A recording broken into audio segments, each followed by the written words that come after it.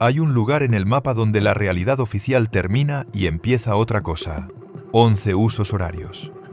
Regiones que no aparecen en ningún satélite. Un estado que durante décadas no solo mató secretos, los enterró bajo el permafrost y esperó a que el hielo hiciera el resto. Eso es Rusia. Lo que vas a escuchar hoy no son leyendas de Internet. Son archivos desclasificados, testimonios de militares, cuerpos sin explicación, preguntas que la ciencia oficial todavía hoy prefiere no responder en voz alta. Vamos a descender por 6 niveles. Y cada nivel va a ser más oscuro que el anterior, más frío, más difícil de ignorar. Te advierto una sola cosa antes de empezar. Cuando lleguemos al fondo de este iceberg, vas a entender por qué hay cosas que los gobiernos no entierran en archivos. Las entierran bajo el hielo, para que nadie las encuentre. ¿Listo? Entonces no parpadees, porque ya estamos bajando. Nivel 1. La superficie. Toda historia de Rusia que se precie de inquietante empieza aquí, en la nieve, en la oscuridad, en una montaña que los nativos Mansi llevan siglos llamando Holat Siakel, la montaña de los muertos. No es un nombre poético, es una advertencia.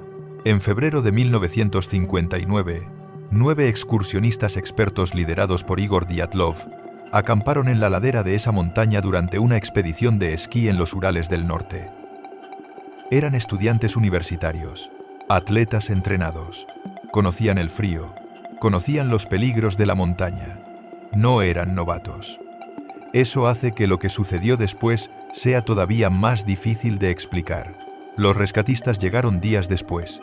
Encontraron la tienda rasgada desde dentro, no cortada desde fuera por un atacante. Rasgada desde dentro, como si alguien hubiera necesitado salir de allí a toda costa, huyendo de algo que estaba dentro de la tienda con ellos, o quizás de algo que se acercaba desde fuera y que era tan aterrador que preferían enfrentar el frío de menos 30 grados en ropa interior antes que quedarse dentro. Los cuerpos estaban esparcidos en un radio de kilómetros. Algunos habían intentado construir un refugio improvisado con ramas. Otros yacían con los brazos extendidos, como si hubieran sido alcanzados en plena carrera. 2 de ellos tenían las costillas aplastadas con una fuerza equivalente a la de un accidente de tráfico. A una de las mujeres le faltaban la lengua y los ojos. Había rastros de radiación en varias prendas de ropa. La conclusión oficial fue: fuerza natural irresistible, desconocida. Así, sin más. Caso cerrado, archivado, congelado. Durante décadas, la teoría más difundida apuntaba a un experimento de armas secretas soviéticas en la zona. Otros hablaban del Meng, el espíritu maligno de los bosques en la mitología local. En 2019, el gobierno ruso reabrió la investigación y la cerró de nuevo apuntando a una avalancha. Pero ninguna avalancha deja a los muertos con costillas aplastadas por presión lateral, sin desplazamiento de nieve alrededor de los cuerpos. La montaña de los muertos no reveló sus secretos entonces, y no los ha revelado desde entonces, pero el paso Dyatlov no es más que la entrada al iceberg, la parte visible, la punta, porque 50 años antes, a miles de kilómetros hacia el este, en la remota taiga siberiana, algo sucedió que todavía hoy desafía cualquier explicación científica satisfactoria. El 30 de junio de 1908, los pastores evenki de la región de Tunguska vieron el cielo abrirse en fuego. Un estruendo que se escuchó a más de 1000 kilómetros de distancia. Una onda expansiva que tumbó 80 millones de árboles en forma radial perfecta, como si alguien hubiera soplado sobre un campo de cerillas. La explosión fue equivalente a 1000 bombas de Hiroshima. ¿Y qué encontraron los científicos cuando llegaron al lugar del impacto? Nada. No había cráter. No había fragmentos de meteorito. No había nada que explicara la mayor explosión registrada en la historia de la humanidad. Los testigos de la época describieron un objeto que no caía en línea recta, sino que cambiaba de trayectoria. Un cilindro de fuego que se movía con intención propia antes de estallar en las alturas. La ciencia oficial dice: meteorito o cometa que explotó antes de impactar. Plausible, razonable, pero incompleto, porque sigue sin haber encontrado ni un gramo de material extraterrestre. Y luego está Chelyabinsk, 15 de febrero de 2013. A plena luz del día, Una roca de 20 metros explota sobre la ciudad con la fuerza de 30 bombas atómicas. Miles de heridos por la onda expansiva. Grabaciones desde cientos de teléfonos móviles.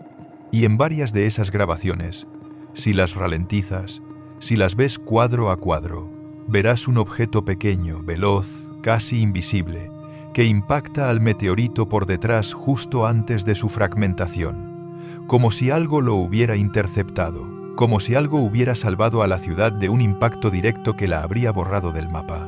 Un sistema de defensa automático de la era soviética que nadie sabía que seguía operativo, o algo completamente diferente, algo que ni siquiera tenemos categoría mental para nombrar. Esas son las preguntas que viven en la superficie del iceberg, las que ahora vamos a dejar atrás mientras descendemos hacia algo más oscuro, mucho más oscuro.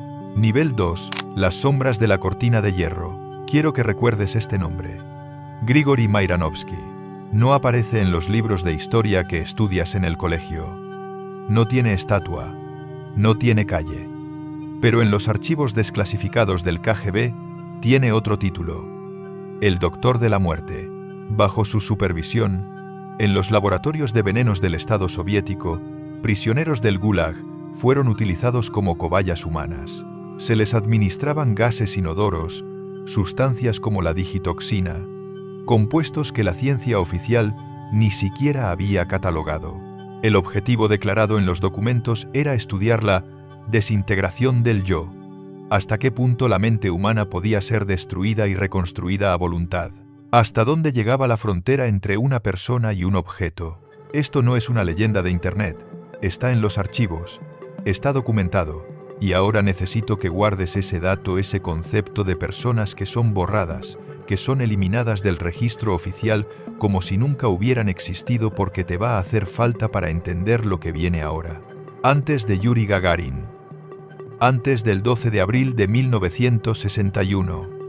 Antes del hombre que el mundo conoció como el primer ser humano en el espacio. Hubo otros. Antes del hombre que el mundo conoció, hubo otros. Eso es lo que afirman los documentos filtrados, lo que sostienen investigadores independientes, y lo que dos jóvenes radioaficionados italianos captaron con sus propios equipos desde un garaje en Turín. Los hermanos Giudica Cordiglia, Achille y Giovanni tenían 20 años y una antena apuntando al cielo. Entre 1960 y 1961, captaron varias transmisiones que la URSS nunca admitió. Una de ellas era el sonido de latidos cardíacos que se ralentizaban, que se espaciaban, que terminaban en silencio. Otra era la voz de una mujer, en ruso, gritando: «Tengo calor, veo llamas, voy a estrellarme». Y después, nada. La URSS no perdió cosmonautas antes de Gagarin, según el registro oficial, porque el registro oficial simplemente los borró. Los retiraron de las fotos, los eliminaron de los documentos. Los convirtieron en personas que nunca habían existido, exactamente igual que los sujetos de los experimentos de Mairanovsky. El Estado soviético no solo mataba, borraba. Y esa capacidad de borrar la realidad, de reescribir la historia en tiempo real, es lo que convierte a este nivel del iceberg en algo especialmente perturbador. Hay un último lugar en este nivel que quiero que conozcas antes de seguir bajando. Un lugar que combina el horror de Estado con algo más antiguo, más oscuro, más difícil de racionalizar. En el Cáucaso, en la región de Osetia del Norte, existe un valle al que nadie va por voluntad propia. Se llama Dargavs y está lleno de criptas.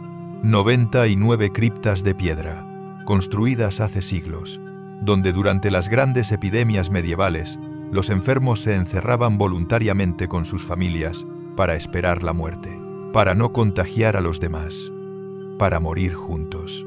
Lo extraño no son las criptas. Lo extraño es que los cuerpos en su interior están enterrados en estructuras con forma de barcos de madera. Barcos. En un valle sin ningún río navegable, en cientos de kilómetros, y los habitantes de la región dicen algo que ningún arqueólogo ha podido refutar completamente. El que entra en el valle con malas intenciones no encuentra el camino de salida.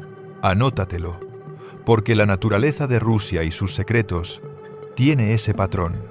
Las cosas que no deberían poder existir, existen, y las explicaciones que deberían tranquilizarte no lo hacen. Respira.